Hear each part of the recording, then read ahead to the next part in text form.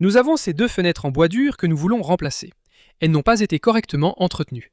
Il y a plein d'insectes qui vivent à l'intérieur et elles ne s'ouvrent ni ne se ferment correctement. Le bas est littéralement tombé pendant que j'enregistrais cette introduction, ce qui n'était pas prévu. Nous avons acheté deux fenêtres en PVC. Je parlerai des coûts et détails de notre commande plus tard dans la vidéo, mais passons au projet. Je voulais expliquer rapidement comment j'ai mesuré pour remplacer une fenêtre, car on me le demande souvent. Celle-ci c'est simple, l'autre les moins, j'en parlerai après. Donc ici par exemple, j'ai 1, 2, 3, 9. Je prends la même mesure ici, ici et ici. Quelle que soit la mesure la plus basse, je retire ensuite 10 à 12 mm à cette valeur, juste pour m'assurer d'avoir assez de jus dans l'ouverture. Et cela correspondra à la largeur de ma fenêtre. Pour la hauteur, je peux voir que le bas de la brique est ici.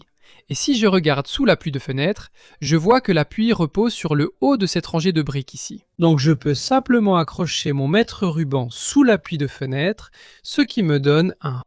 Encore une fois, je vais le faire à droite, au centre et à gauche. Je déduis ensuite 10 à 12 mm de la plus petite dimension, ce qui me donne la hauteur de l'ouverture, appui de fenêtre compris. Maintenant, la raison pour laquelle celle-ci est plus compliquée, c'est parce que les murs sont enduits. Donc l'intérieur du cadre de la fenêtre se trouve en quelque sorte derrière cet enduit extérieur. À la place, à l'intérieur, j'ai mesuré d'un enduit à l'autre. La dimension intérieure est en millimètres. Je mesurerai encore en haut, au milieu et en bas, mais cette fois, j'ai ajouté 12 mm de chaque côté de la fenêtre pour l'épaisseur du plâtre. Cela devrait garantir que ma fenêtre s'adapte à l'ouverture de l'extérieur et vienne buter contre le bord du plâtre à l'intérieur. Nous verrons plus tard si mes fenêtres s'adaptent, mais chaque bâtiment étant différent, faites vos propres recherches. D'abord, je dois retirer l'ancienne fenêtre en desserrant autant de vis que possible. Les fenêtres ouvrantes s'enlèvent facilement. Pour les fenêtres fixes, je dois retirer les parts closes autour de la fenêtre. Comme vous le voyez, ces fenêtres ont des parts closes extérieures, alors que la plupart des modèles modernes en ont à l'intérieur pour la sécurité. Je dois ensuite passer un couteau à l'intérieur et à l'extérieur du vitrage pour couper le mastic ou la pâte ou tout ce qui le maintient en place.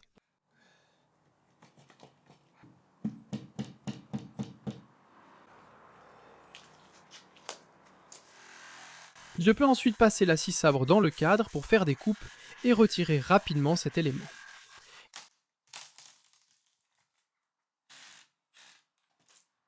Malheureusement, chaque vis que j'ai tenté d'enlever, fixant le cadre au mur, était si rouillée qu'elle s'est cassée aussitôt.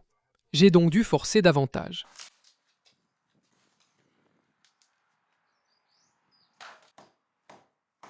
Beaucoup de bois ici est réutilisable, le reste servira de bûche pour le feu. Malheureusement, j'ai abîmé une brique et devrais la réparer plus tard. Voici mes nouveaux appuis de fenêtre, et ils sont un peu petits, mais ça ira. J'ai marqué le centre de l'appui, puis je ferai pareil en bas de la fenêtre en la mettant à l'envers. J'ajoute ensuite un peu de silicone seulement sur le bord arrière, là où l'appui sera fixé à la base de la fenêtre, pour éviter que l'eau infiltrée n'atteigne les murs. Ne scellez pas le bord avant, là où sont les orifices d'évacuation. Je vous les montrerai plus tard, et j'aligne mes repères centraux avant de fixer avec quelques vis. Je scelle aussi les extrémités comme précédemment, puis j'utilise de la superglue pour fixer les capuchons d'appui. Je place des cales de 5 mm sur la brique, puis vient le moment redouté de voir si la fenêtre va s'adapter. Mais elle s'est parfaitement intégrée à l'ouverture. Je cale ensuite le reste du cadre en plaçant les cales aux futurs points de fixation pour éviter toute déformation lors de la pose des fixations. Tout étant maintenu par les cales, je vérifie le niveau. La première mesure était parfaite, la deuxième très bonne, mais la troisième complètement à côté.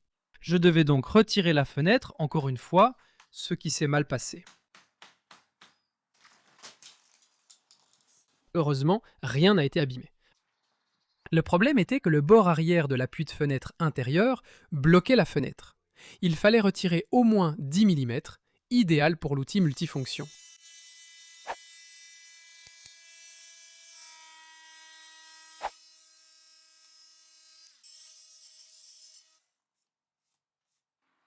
J'ai choisi de coller mes cales du bas avec du silicone pour qu'elles restent fixes, puis de remettre la fenêtre.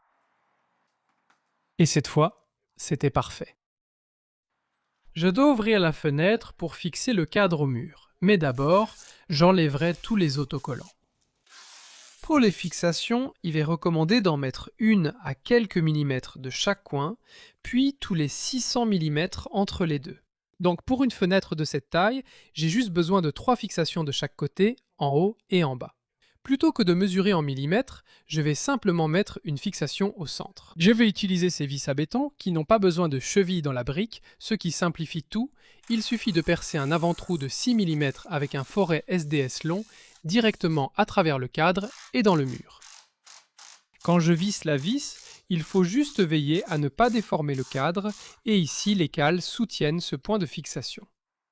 Il est également important de fixer la vis dans la brique plutôt que dans le joint de mortier entre deux briques, afin d'obtenir une fixation solide. Pour le bas, j'ai mis un peu de silicone pour sceller la tête de vis, au cas où de l'eau entrerait dans le cadre. Je peux ensuite enlever l'excès de cale avec un vieux ciseau. On passe maintenant au vitrage, qui était pour moi la partie la plus intimidante. Je dois retirer les parts closes et noter à l'arrière leur emplacement d'origine pour les remettre correctement, car elles sont coupées sur mesure pour cette fenêtre. Toutes les fenêtres ouvrantes nécessitent un calage en diagonale, comme l'ajout d'une barre de renfort diagonale sur un portail en menuiserie, afin de transférer le poids vers les charnières et d'éviter l'affaissement. Avec les fenêtres, sans barre de renfort, on place des cales entre le vitrage et le cadre. La plupart des fenêtres modernes utilisent ces cales de pontage à double fonction. Elles permettent à l'eau entrant dans le cadre de la fenêtre de s'écouler par ces trous d'évacuation, puis sur l'appui et loin du bâtiment. Elles soutiennent aussi les vitrages, comme les cales, mais il faudra en ajouter d'autres dessus pour caler le vitrage en diagonale autant que nécessaire. J'ai investi dans certaines de ces ventouses. Ce n'étaient que des modèles bon marché. Je mettrai un lien vers ces modèles ci-dessous. Des autocollants sur le vitrage indiquent quel côté du verre doit être tourné vers l'extérieur. Je place les ventouses à l'intérieur et fais quelques essais de levage pour vérifier leur bon fonctionnement. Je vais mettre quelque chose de souple sur le rebord de la fenêtre au cas où j'aurai des problèmes. Voici l'opération de calage en diagonale, qui n'a pas été sans difficulté, comme je vais l'expliquer. Je tente d'ajouter des cales au-dessus de celles déjà en place. N'ayant pas pu déplacer la caméra, je montrerai mieux cela lors de la pose de la deuxième fenêtre. Désolé pour la mauvaise qualité du tournage, mais ma priorité était de poser le vitrage et j'ai paniqué à cause de ce qui s'est passé. J'étais censé utiliser cette sorte de palette pour soulever le vitrage afin de pouvoir installer les cales. Mais dès que je l'ai utilisée, elle s'est cassée. Bref, ce côté-ci est le côté des charnières de la fenêtre, ce qui veut dire que je dois caler en haut ici et en bas là. Après avoir mis les cales, j'ai vérifié que la fenêtre s'ouvrait et se fermait bien. C'est une oscillo-battante, je crois que c'est comme ça qu'on dit. Je me suis trompé, c'est une fenêtre oscillo-battante. Donc dans le premier mode, la fenêtre s'incline vers l'avant, et je vais juste la tenir parce que, évidemment, le vitrage n'est maintenu que par les cales pour l'instant, et je ne veux pas qu'il tombe. Et puis en tournant la poignée à nouveau, elle s'ouvre complètement comme ceci. Pour vérifier que j'ai ajouté assez de cales, il me suffit de pouvoir fermer la fenêtre, et comme elle se ferme parfaitement, je pense en avoir mis assez. Pour installer la part close, j'ai utilisé du nettoyant pour vitres pour lubrifier le joint en caoutchouc contre le verre. Ce fut difficile et j'ai dû m'y reprendre plusieurs fois. Comment cela peut-il être la partie la plus difficile ? Pousser vers l'avant sur le verre et taper avec le maillet en direction du cadre plutôt qu'en diagonale aidait. Mais j'ai trouvé ce maillet un peu trop gros. Voilà, la première fenêtre est posée. Il reste encore du travail pour isoler autour de la fenêtre et tout sceller. Je vais maintenant m'occuper de la deuxième fenêtre, où il y aura beaucoup de poussière. J'utilise ma scie à tronçonner pour retirer l'enduit. Cette scie possède une entrée d'eau pour limiter la poussière, mais je n'avais pas de tuyau assez long pour ce côté de la maison.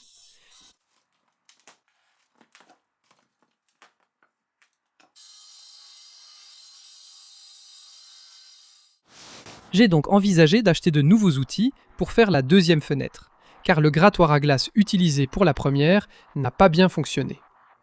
Donc dans cet ensemble, j'ai une spatule à vitrer qui est vraiment épaisse et robuste. Ce petit maillet a une tête en caoutchouc d'un côté et une tête en plastique de l'autre. Ce sera très pratique pour ajouter les baguettes de vitrage et, en général, un outil utile à avoir à l'atelier. Et ce grattoir, qui a un bord biseauté et affûté, je pense qu'il sera utile pour enlever les anciennes baguettes de vitrage. Donc c'est un ensemble de 3 outils. Voyons comment je m'en sors avec eux.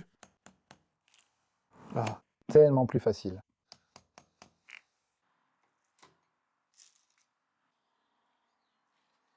Voyez comme ce rebord de fenêtre est pourri. Le bois part en poudre, je peux en arracher de gros morceaux. Malheureusement, les dégâts ne se limitaient pas seulement au rebord lui-même, car il avait laissé passer de l'eau à travers lui et dans l'enduit en dessous et derrière le rebord. Je devrais réparer cela plus tard.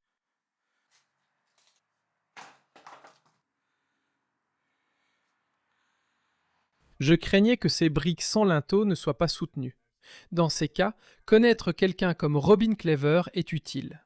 Finalement, il n'y avait pas lieu de paniquer. Malheureusement, l'aérateur de cette deuxième fenêtre était cassé. Comme vous pouvez le voir ici, je l'ai relevé et j'en ai commandé un en ligne, donc je devrais le remettre en place quand il arrivera. Je suis heureux de dire que la fenêtre s'est mise en place aussi facilement que la première, ce qui a été un soulagement. J'installe le deuxième vitrage et vais vous montrer le calage en diagonale. Voici la spatule que je peux utiliser pour manipuler la forme du cadre afin de pouvoir glisser les cales au-dessus des cales de pontage. Et comme celui-ci est articulé à droite, j'en ajoute de chaque côté du coin inférieur droit et de chaque côté du coin supérieur gauche. Je vais utiliser de la mousse expansive pour à la fois isoler et renforcer la fixation des cadres de fenêtre. Et d'abord, je pulvérise un peu d'eau car cela aide la mousse à s'activer. J'utilise du ruban de masquage car la mousse est salissante, ce qui simplifie le nettoyage. J'aime bien garder un œil dessus pendant un moment, juste pour m'assurer que ça ne tombe pas sur le rebord de la fenêtre ou par terre. Quand tout est sec, vous verrez que c'est très facile à retirer avec le ruban de masquage.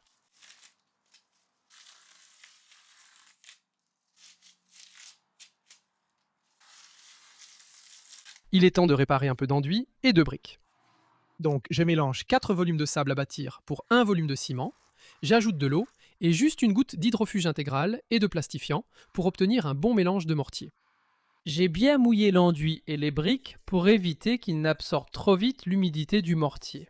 J'aurais probablement dû utiliser un produit d'accrochage SBR ici, mais je n'en avais pas et je voulais juste finir ce travail à ce stade. Heureusement, je n'ai eu aucun problème. Je vais traiter les zones les plus profondes en 2 couches. Cette première couche facilitera l'adhérence de la suivante. Puis une éponge humide nettoie et lisse délicatement. Et pour ajouter de la texture à l'enduit, j'ai simplement utilisé mes doigts, ce qui va aider à mieux l'intégrer à l'ensemble. J'ai pensé à ajouter quelques galets ici, et je l'ai déjà fait sur un chantier précédent, mais je ne pense pas que ça fera vraiment une grande différence. Et les briques cassées reçoivent le même mortier.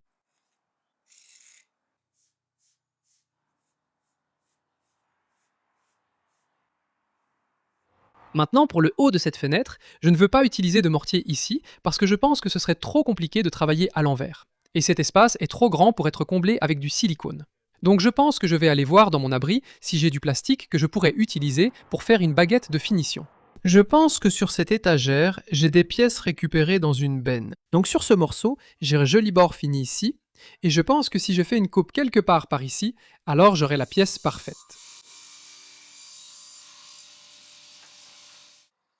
Ce morceau est découpé pour s'adapter.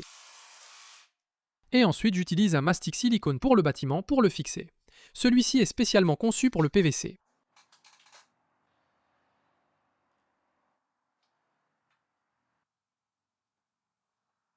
Cette zone est plus profonde et j'ai utilisé un mélange plus faible, 5 pour 1, pour la finition, ce qui la rend plus sableuse. Cela aidera à éviter les fissures et je pourrai la peindre.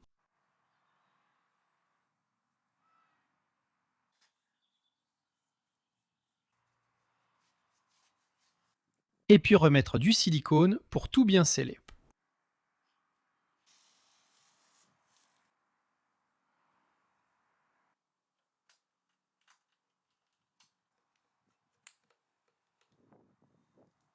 L'intérieur va aussi avoir besoin d'être remis en ordre. J'ai poncé les rebords de fenêtres, prêts pour quelques couches de peinture fraîche et du mastic acrylique pour combler les espaces, qui sera aussi peint par la suite, et voici le résultat final. Je vais bientôt vous montrer les images finales de l'extérieur. Devriez-vous installer vos fenêtres vous-même? Au Royaume-Uni, un point essentiel est à retenir. À la vente de votre maison, les notaires exigeront un certificat FENSA ou de contrôle des bâtiments, avec 3 options possibles à ma connaissance. La première option est de passer par un installateur agréé FENSA, qui installera les fenêtres selon la réglementation, mais cela sera coûteux. Deuxième option, vous pouvez poser les fenêtres vous-même et faire venir un contrôleur du bâtiment pour valider le travail que vous avez effectué. Ou troisième option, vous pouvez obtenir soit une assurance d'indemnité pour l'absence de certificat FENSA ou de contrôle des bâtiments. J'ai obtenu beaucoup de ces informations grâce à mon ami Hayden de la chaîne Hayden Project, l'une de mes chaînes YouTube préférées et selon moi trop peu suivie. Je mettrai des liens dans la description. Si vous êtes assez compétent en bricolage, je vous dirais vraiment d'essayer. Ce n'est pas un travail difficile. J'ai même pris plaisir à les installer. Ce sont les premières fenêtres que j'ai posées seul, après avoir appris avec mon oncle, installateur pro, en l'aidant à installer 2 petites fenêtres dans mon atelier il y a quelques années. Nous avons acheté nos fenêtres chez une entreprise locale de vitrage. Je vais maintenant afficher les spécifications à l'écran. Il faut préciser que le verre trempé est obligatoire si les fenêtres se trouvent à moins de 800 mm du niveau du sol. Et au fait, si vous avez du mal à savoir exactement quoi commander et à comprendre quelles options sont disponibles, je vous recommande de consulter un site web appelé modernupvctwindows.kououka. Ce n'est pas sponsorisé et nous n'avons pas acheté nos fenêtres chez eux. Mais leur site est très utile car il présente toutes les options disponibles et met en avant des réglementations souvent méconnues. Je vais donc laisser un lien vers ce site dans la description ci-dessous. Le prix que nous avons payé pour les 2 fenêtres est de 6 livres, donc environ 3 livres par fenêtre. Je pense que c'est une excellente affaire et nous en sommes très satisfaits.